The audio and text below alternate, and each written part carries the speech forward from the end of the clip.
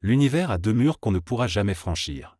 L'un, c'est la vitesse de la lumière. Aucune matière ayant une masse ne peut atteindre la vitesse de la lumière. L'autre, c'est le zéro absolu. Moins 273,15 degrés Celsius. C'est un chiffre qui donne des frissons dans le dos à tous les physiciens. Un froid capable de figer le temps au niveau physique. Le point le plus froid de la Terre, l'Antarctique, ne descend qu'à moins 80 ou 90 degrés. Et à 5000 années-lumière de la Terre, il existe un nuage de gaz appelé la nébuleuse du Boomerang.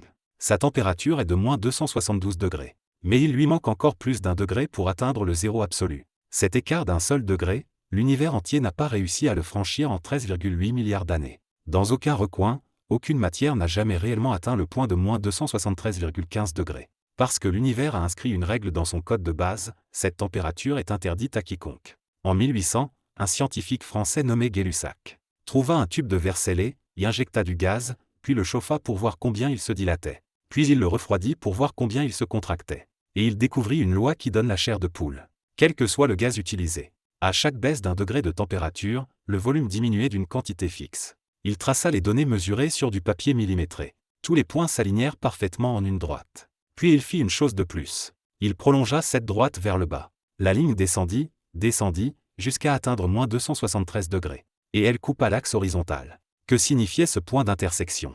Cela voulait dire que le volume du gaz devenait zéro. Mais comment une substance pourrait-elle se contracter jusqu'à disparaître? Gay-Lussac comprit aussitôt. Ce n'était pas l'endroit où la matière disparaît, c'était la fin de la température. L'univers y avait planté un panneau, sens interdit. Plus tard, les scientifiques recalibrèrent ce chiffre avec des instruments plus précis. Et le fixèrent à moins 273,15 degrés. Voilà l'origine du zéro absolu. Une zone interdite de l'univers déduite uniquement par les mathématiques. Une fois que l'on sait ce que c'est, la question suivante arrive. En quoi est-ce si terrifiant? Beaucoup de gens pensent que c'est juste, plus froid, qu'il suffit de mettre plus de vêtements. Mais le zéro absolu n'a rien à voir avec le froid tel qu'on l'entend d'habitude. Commençons par la nature de la température. Quand tu touches une tasse d'eau chaude et que tu la trouves brûlante, c'est parce que les molécules d'eau s'y agitent dans tous les sens. En heurtant ta peau, elles produisent la sensation de chaleur. Quand tu touches un glaçon et que tu trouves ça glacial, c'est parce que les molécules de la glace sont bien sages. Elles bougent à peine. Donc la température décrit essentiellement à quel point les molécules sont agitées.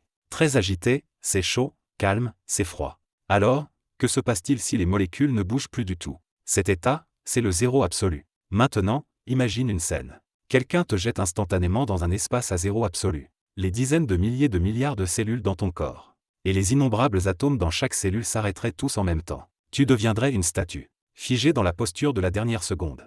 Et cette statue ne se dégraderait jamais. Pourquoi? Parce que les bactéries qui font pourrir les choses seraient elles aussi gelées.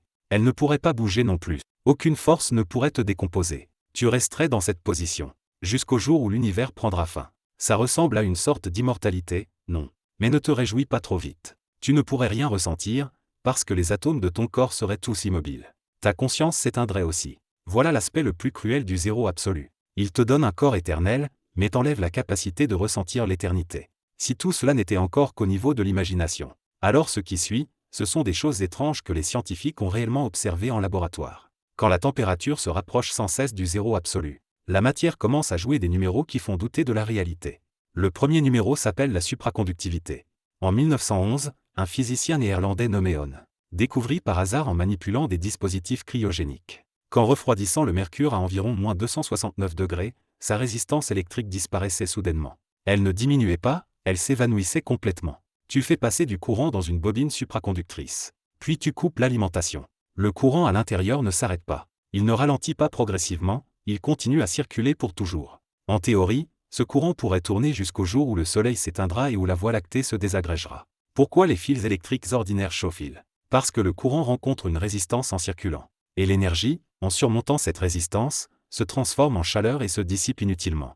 Mais les supraconducteurs abolissent cette règle. Les électrons y circulent librement, sans gaspiller la moindre énergie. Les appareils d'IRM dans les hôpitaux et les trains à lévitation magnétique utilisent tout ce principe. La deuxième chose est encore plus étrange, on l'appelle la superfluidité. Tu continues à refroidir de l'hélium. Et vers moins 271 degrés, il devient liquide. Mais ce liquide n'a rien à voir avec ce que tu connais. Il n'a absolument aucune viscosité, il est incroyablement fluide. Tu le verses dans un verre. Et il grimpe tout seul le long des parois, passe par-dessus le bord et s'écoule à l'extérieur. Personne ne le touche, aucune force extérieure, et pourtant il veut juste s'échapper. Encore plus étrange, tu le mets dans un récipient qui semble hermétique. Et il peut s'infiltrer par des fissures atomiques invisibles à l'œil nu, comme si cette chose avait une conscience et savait pas où s'enfuir. Mais ce n'est pas encore le plus délirant. Le suivant, c'est le vrai feu d'artifice. En 1995, 2 scientifiques américains ont créé quelque chose, appelé le condensat de Bose-Einstein. C'est le 5e état de la matière. Après le solide, le liquide, le gaz et le plasma. Il n'apparaît que lorsque la température est infiniment proche du zéro absolu. Qu'a-t-il de bizarre? Des dizaines de milliers d'atomes perdent soudain leur individualité et deviennent une seule entité. Ce n'est pas juste un empilement physique. Ils fusionnent réellement en un tout. Ils vibrent à la même fréquence et se déplacent dans la même direction. Comme si un groupe de personnes partageait soudain le même cerveau. Plus tard, des scientifiques ont observé de leurs propres yeux dans un laboratoire spatial une scène où un même atome apparaissait à 2 endroits différents au même instant. Tu as bien entendu. Le même atome, au même moment, à 2 endroits. Dans notre vie quotidienne, c'est absolument impossible. Tu ne peux pas être en même temps dans la cuisine et dans la chambre. Mais à ces températures extrêmement basses, les lois folles du monde microscopique commencent à envahir notre réalité familière. Après tout ça, tu te demandes peut-être, jusqu'où l'humanité a-t-elle vraiment réussi à faire baisser la température? En 2021, une équipe de recherche allemande a battu un record. Ils ont refroidi un petit nuage d'atomes, à une température située à 38 000 milliards de degrés au-dessus du zéro absolu. Ce chiffre est 0,0000000000038 Kelvin. Une longue chaîne de zéros après la virgule. Pour atteindre cette température, ils ont laissé tomber le récipient contenant les atomes du sommet d'une tour de 100 mètres. Pendant les quelques secondes de chute libre, les atomes se sont libérés de l'attraction gravitationnelle. Et leur vitesse est presque tombée à zéro. Pendant ces quelques secondes, cette tour est devenue l'endroit le plus froid connu de tout l'univers. Mais même à ce niveau-là, ils n'ont toujours pas touché la ligne. Parce que la mécanique quantique ne l'autorise pas. Il existe ici un concept appelé l'énergie du point zéro. En termes simples, l'univers impose que toute particule doit conserver une quantité minimale d'énergie et ne peut pas être complètement immobile. Parce que si une particule était totalement immobile, sa position et sa vitesse seraient alors toutes deux parfaitement déterminées. Or la mécanique quantique a une loi de fer. La position et la vitesse ne peuvent pas être déterminées avec précision en même temps. Donc l'univers a fixé une limite inférieure pour toutes les particules. Comme dans un jeu vidéo où la barre de vie ne peut jamais vraiment tomber à zéro. Tu peux t'approcher indéfiniment de cette ligne. Mais il restera toujours ce dernier souffle manquant. De plus, le zéro absolu est lié au destin final de l'univers entier.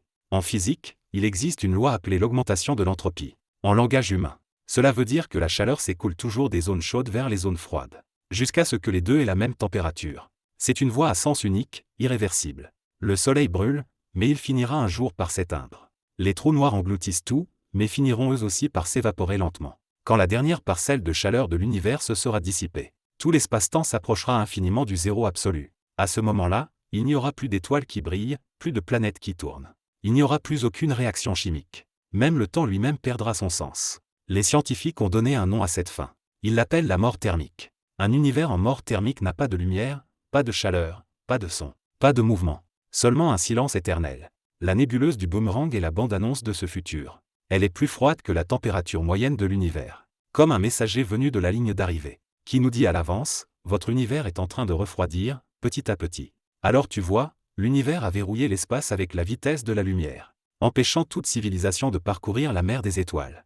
Et il a verrouillé le temps avec le zéro absolu, empêchant toute vie d'exister pour toujours. Ces deux chaînes enferment toutes les créatures intelligentes dans leurs petits coins respectifs. Mais si on change de point de vue, c'est justement à cause de ces limites que l'instant présent devient précieux. Les atomes dans ton corps bougent encore, ton cœur bat encore. Ton cerveau peut encore produire des pensées et des émotions. Ces choses si ordinaires que tu ne remarques même pas, sont précisément des luxes que le zéro absolu ne pourra jamais atteindre. La fin de l'univers n'est pas une mer de flammes déchaînées, mais un silence total. Ce silence avance vers nous, à chaque seconde qui passe. Mais cela, ce sera dans des dizaines de milliers de milliards d'années. Alors pour l'instant, tant que nos corps ont encore de la chaleur, vivons bien chaque jour à venir.